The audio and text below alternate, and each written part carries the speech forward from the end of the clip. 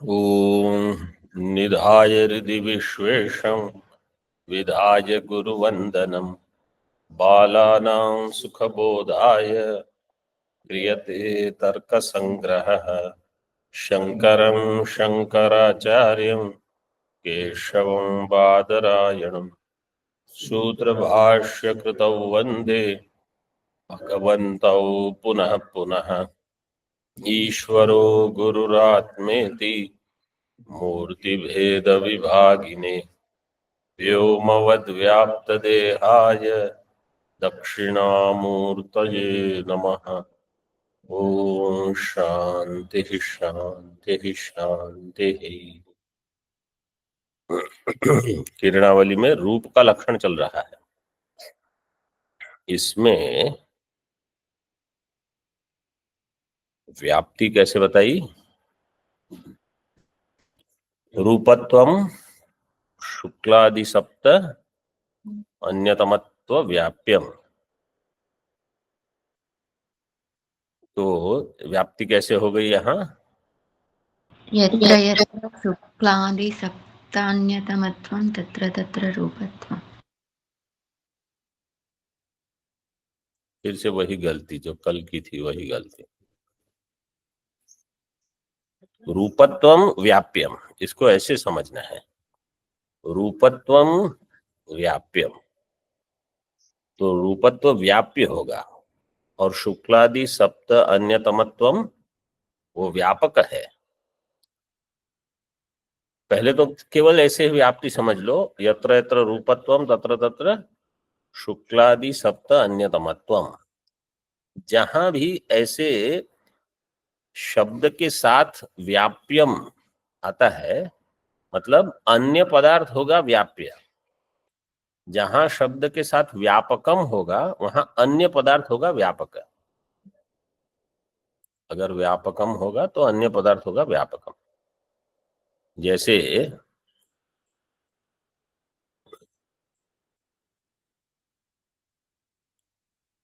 वन्नी धूम व्यापकम और धूम व्यापकः।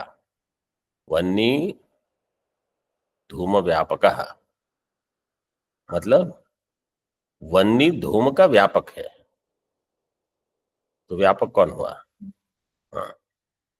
तो यहां कहा रूपत्वम शुक्लादि सप्त अन्यतमत्व व्याप्यम। तो अन्य पदार्थ होगा व्याप्य, जिसके साथ व्याप्य जुड़ा हुआ है वो व्याप्य नहीं होगा। तो रूपत्व हो जाएगा व्याप्य। इसका अर्थ क्या है? जहां जहां रूप होगा वो सात में से ही कहीं एक में होगा। शुक्लादि सप्त अन्यतमत्व, अन्यतमत्व मतलब बहुतों में से एक, one out of many, this is called, इसको कहेंगे अन्यतम। अन्यतर का अर्थ है दो में से एक। तो ये पहले हर चीज में आया है, ये पहली बार नहीं हम देख रहे हैं। जैसे पृथ्वीत्वम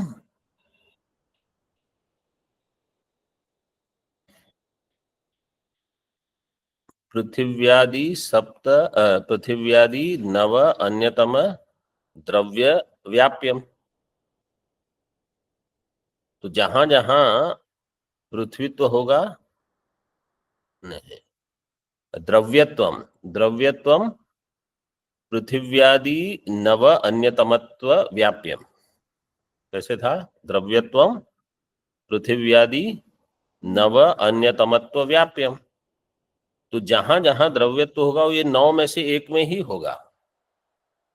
या तो पृथ्वीत्व वाला द्रव्यत्व होगा या जलत्व वाला द्रव्यत्व होगा। ऐसे नौ के बाहर कहीं नहीं जाएगा द्रव्यत्व। ऐसे इन सात के बाहर कहीं रूप नहीं जाएगा। इति व्याप्ति लाभाय बोध्यम। ये व्याप्ति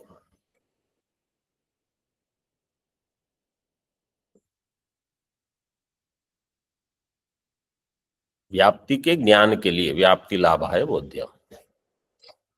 अब मूले पृथ्वी इति, ये सबको समझ में आ गया? ये जैसे रूपत्वम व्याप्यम, किसी के साथ, अथवा कोई भी पहले के भी देख लेना दृष्टांत आप लोग सब। मूले पृथ्वी, हाँ वो तो हो गया है, मूले पृथ्वी थी। पृथिव्याम जले तेजसी च वर्तते इत्यर्थः। रूप कहाँ होगा? तीन में ही होगा, पृथ्वी में, जल में, तेज में।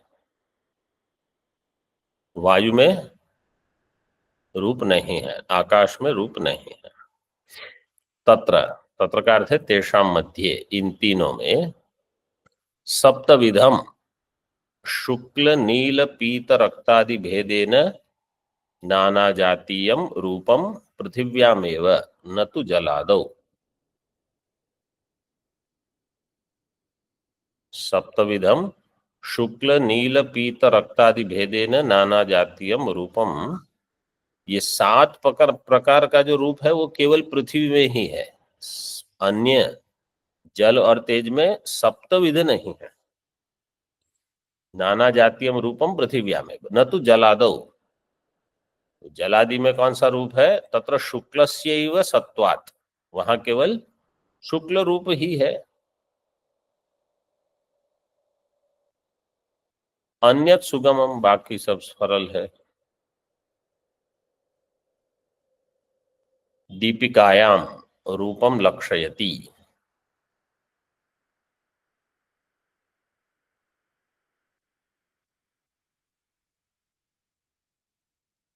रूपम लक्षयति कहाँ?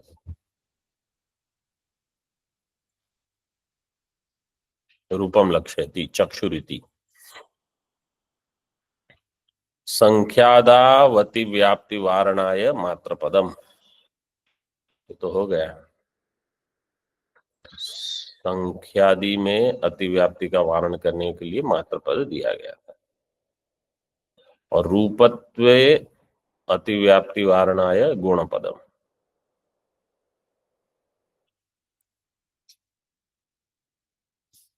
प्रभाभित्ति संयोगे अतिव्याप्ति वारणाय चक्षुर्मात्र ग्राह्य जातिमत्वम वाच्यम। कल देखा हमने प्रभाभित्ति संयोग में अतिव्याप्ति का वारण करने के लिए चक्षुर्मात्र ग्राह्य जातिमत्वम, चक्षुर्मात्र ग्राह्य और जातिमत होना चाहिए।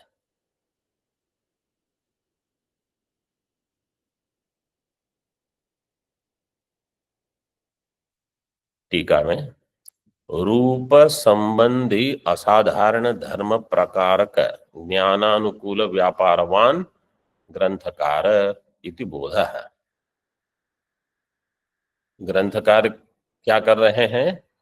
रूप संबंधी असाधारण धर्म प्रकारक ज्ञान अनुकूल व्यापार कर रहे हैं।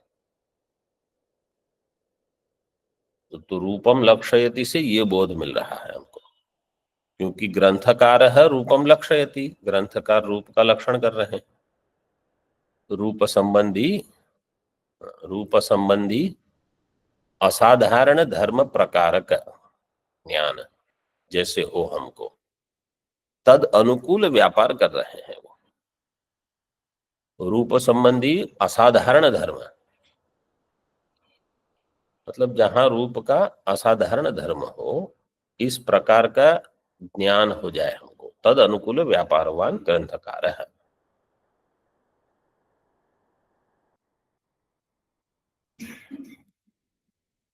रूपम विभजते, ये दीपिका में दिया है। रूपम विभजते तच्च, रूपम विभजते इत्यस्य एकत्व विशिष्ट रूपत्व अवांतर धर्मावच्छिन्न धर्मी प्रतिपादन अनुकूल व्यापारवान ग्रंथकार इति बोधः। रूप में रहेगा रूपत्व, रूपत्व हो जाएगा धर्म, रूपत्व वाला जो होगा वो होगा धर्मी। धर्मी कौन होगा? रूप।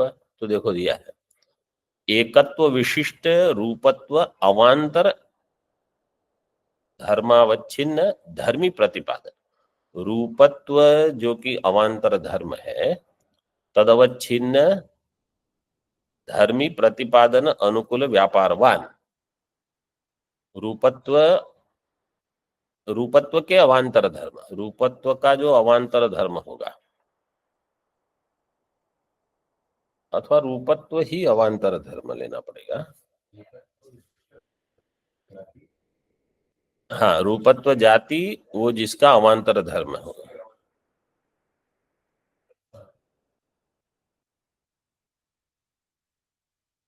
रूपत्व जाति वाले अवांतर धर्म नीलत्व, पीतत्व, शुक्लत्व इत्यादि तदवच्छिन्न धर्मी। एकत्व विशिष्ट क्यों कहा?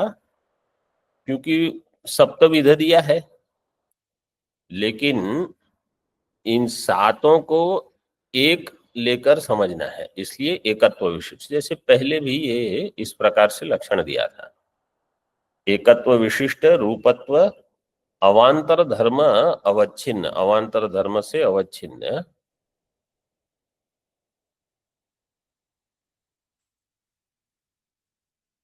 धर्मी। धर्मी हो जाएगा रूप, अवांतर का अर्थ है अन्य, अथवा अन्य समझ सकते हो, लेकिन ये अवांतर का अर्थ कैसा होगा? जैसे हाँ, गौण। जैसे आप कहते हो मुख्य वाक्य और महावाक्य और अवांतर वाक्य, ऐसे रूपत्व उनका मुख्य हो जाएगा और पीतत्व, नीलत्व ये अवांतर हो जाएगा। इसमें क्या है, लेकिन दृष्टि भेद है। रूपत्व को मुख्य इसलिए मान रहे हैं क्योंकि सब में रूपत्व तो रहेगा, अन्वय रूपत्व का होगा और व्यतिरेक नीलत्व, पीतत्व, शुक्लत्व का होगा, इसलिए वो सब अवांतर होंगे, ऐसे मान सकते हो आप। और उनका जो धर्मी है रूप, उसके प्रतिपादन के अनुकूल व्यापार वाले ग्रंथकार हैं इस समय। रूपम विभजते, इस वाक्य से ये बोध हो रहा। ये तो साधारण हो गया। अब आगे विचार का आरंभ करते हैं। दीपिका में देखिए, एक होता है व्याप्य वृत्ति और एक होता है अव्याप्य वृत्ति।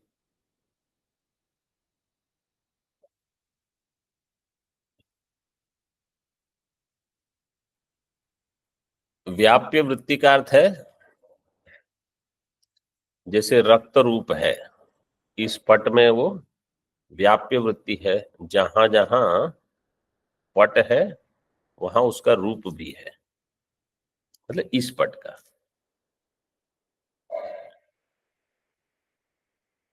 जैसे दूसरा कोई दृष्टांत हम लेते हैं, जल है, जल में द्रवत्व, द्रवत्व गुण है, जल द्रव्य है, वो गुण जल में व्याप्य वृत्ति होगा, मतलब जितना जल होगा पूरा द्रवत्व रूप में रहेगा, सांसिधिक द्रवत्व वहां व्याप्य वृत्ति होगा। और अव्याप्य वृत्ति का दृष्टांत हम जानते हैं, कपि संयोग है। वृक्ष में शाखा में कपि संयोग है और मूल में कपि संयोग का अभाव, तो ये हो गया अव्याप्य वृत्ति। मतलब उस अधिकरण में सभी जगह व्याप्त होके जो नहीं रहता वो हो जाएगा अव्याप्य वृत्ति।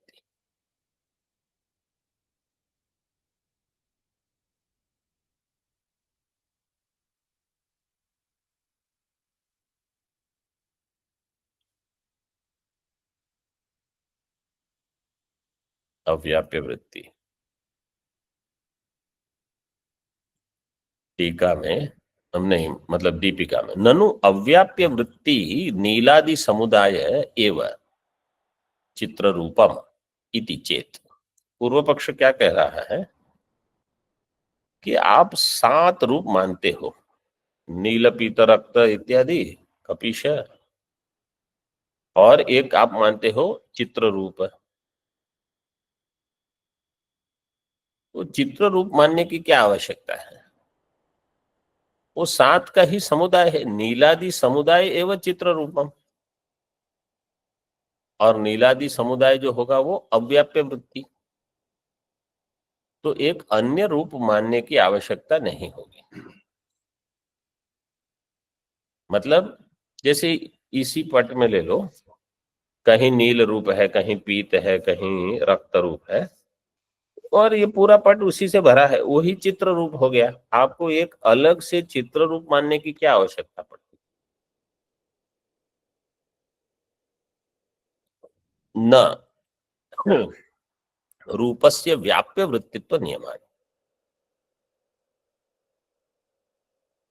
वो कहते हैं नहीं, जो रूप होगा वो व्याप्य वृत्ति ही होगा, वो अव्याप्य वृत्ति नहीं होगा, मतलब नहीं स्वीकार करते हैं। क्यों?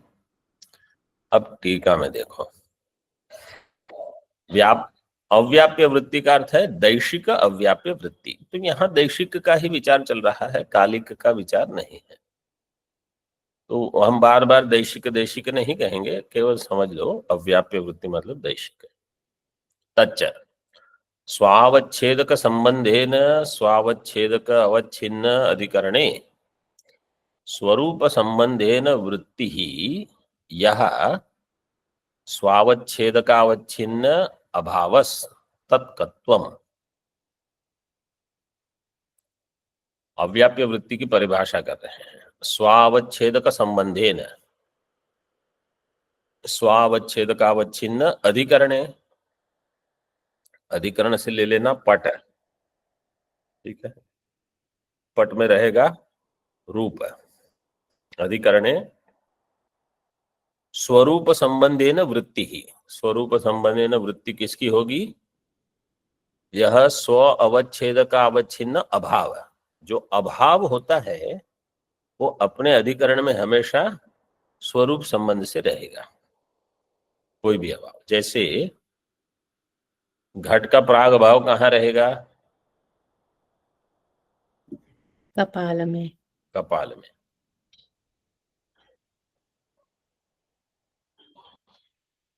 कपाल में, और कपाल में जो रहेगा प्राग भाव वो किस संबंध से रहेगा? स्वरूप संबंध से। घट का जब ध्वंस कर देंगे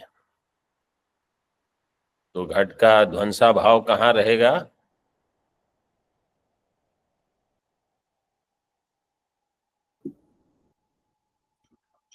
कपाल में। कपाल में। और किस संबंध से रहेगा? स्वरूप संबंध से। ये तो सरल प्रश्न था, तो समझो पट है,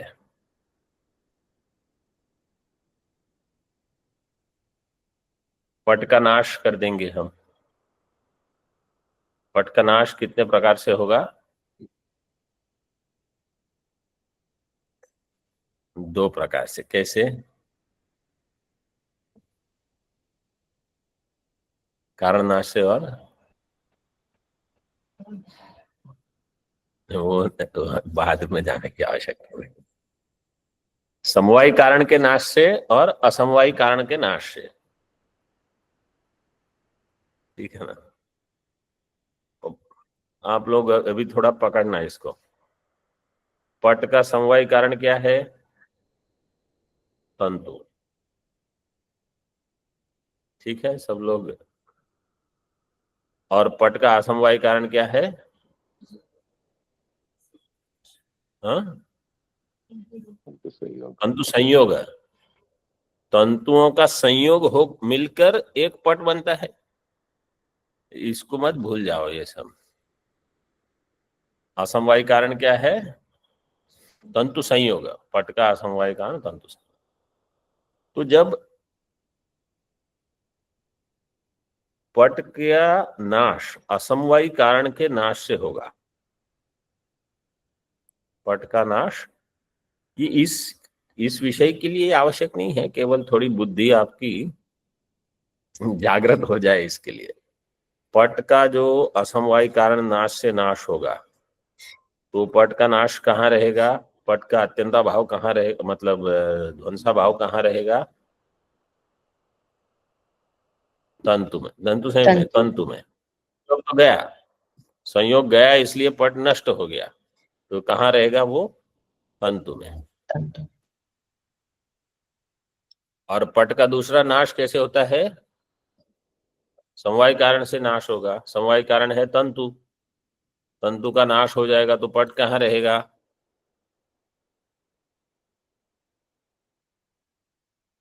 कहीं नहीं रहेगा।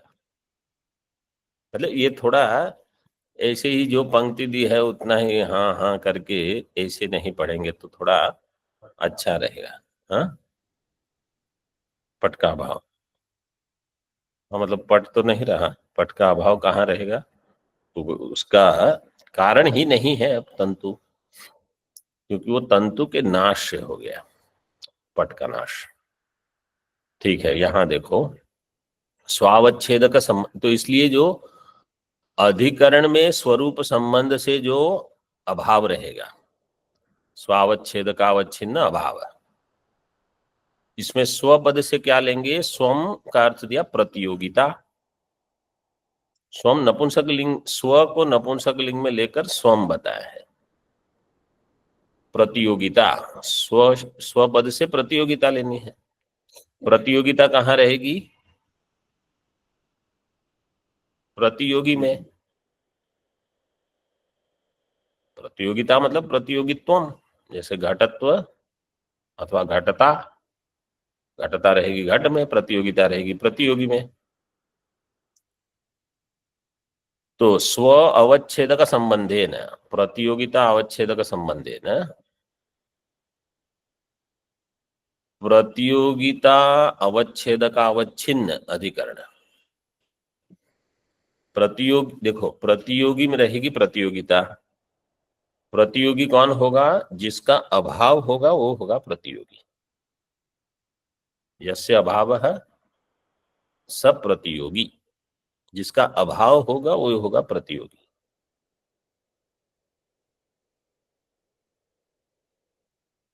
तो यहां स्वरूप संबंध से जो अभाव रहेगा,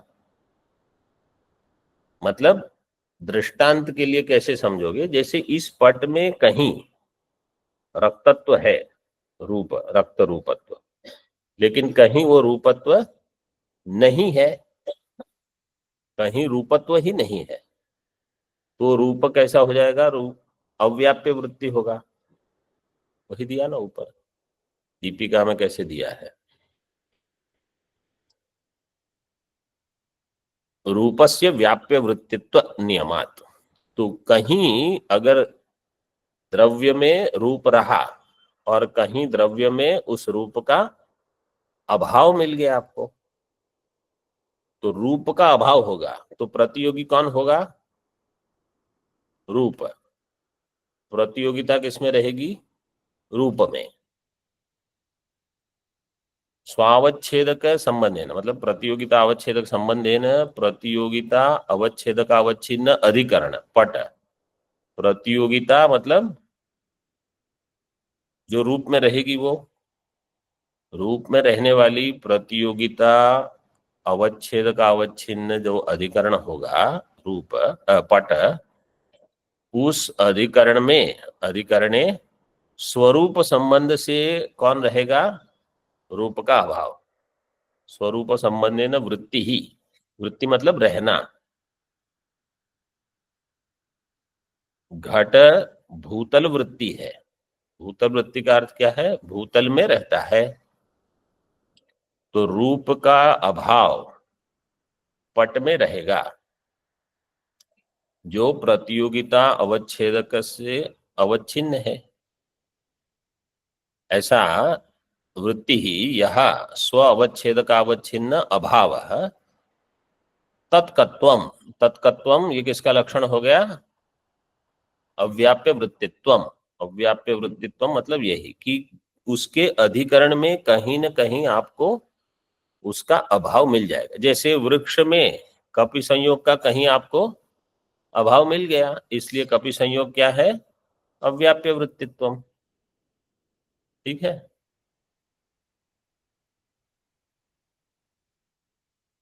समुदाय एव इति, ये पूर्व पक्ष का वाक्य था। समुदाय एव एवकारेण षड अतिरिक्त चित्र रूप व्यवच्छेद। समुदाय ही चित्र रूप है। मतलब ये 6 रूप जो हैं, 6 रूप कौन से हैं? नील, पीत, फिर शुक्ला हरित कपिश एंड और एक रह गया ना, कृष्ण। शुक्ल नील पीत रक्त हरित कपिश, ये 6 जो है उससे अतिरिक्त है चित्र, उसका व्यवच्छेद कर दिया। समुदाय शब्द से जो चित्र है उसका व्यवच्छेद, मतलब उसका बाद कर दिया, उसको हटा दो, इसकी आवश्यकता नहीं है। 6 से ही काम चल जाएगा। तथा च रूपवती घटे रूपवती पटे परस्परावच्छेदक भेदेन रूपाभावानामपि सत्वेन न सप्तमम चित्रम रूपम अंगीकार्यम इति भावः। ये तो स्पष्ट है। रूप वाले पट में परस्पर अवच्छेदक भेद से, परस्पर अवच्छेदक भेद मतलब जो नील है वो रूपादि का अवच्छेदक हो जाएगा, नील जो है वो पीतादि का अवच्छेदक हो जाएगा, पीत होगा वो हरितादि अन्य का अवच्छेदक हो जाएगा, मतलब अपने आप को उनसे भिन्न दिखाएगा। परस्पर अवच्छेदक भेदेन रूप अभावानाम अपि सत्वेन, रूपवती पटे रूप अभावानाम अपि सत्वेन न सप्तमम चित्रम रूपम अंगीकार्यम। रूप वाले पट में जहां एक रूप है वहां अन्य रूप का अभाव, जहां अन्य रूप है वहां अन्य रूपों का अभाव, ऐसे होने पर सप्तमम चित्र रूपम न अंगीकार्यम, 7वें की आवश्यकता नहीं है। उत्तर दे रहे हैं न रूपस्य अव्याप्य वृत्तित्वम नास्ति एव, रूप को अव्याप्य वृत्ति नहीं मान सकते। अतो न षड रूप समुदायो अभ्युपगमार्हः, इसलिए 6 रूप का जो समुदाय है केवल उसी को स्वीकार करके चित्र रूप ये संज्ञा दे देना ये ठीक नहीं है, वो योग्य नहीं है, न अर्ह।